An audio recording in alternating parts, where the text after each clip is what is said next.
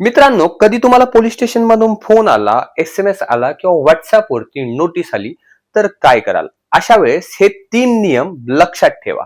पहिली गोष्ट म्हणजे आता पोलीस तुमच्या घरी येऊन किंवा पोस्टानेच नोटीस देऊ शकत नाही, तर WhatsApp वर किंवा SMS द्वारे, मेलद्वारे ते नोटीस पाठवू शकतात. प्रथमतः नोटीस मिळाल्यानंतर त्यावरती कोणते सेक्शन आहेत हे बारकाईने वाचा. फक्त चौकशीसाठी बोलवले असेल तर लगेच जा.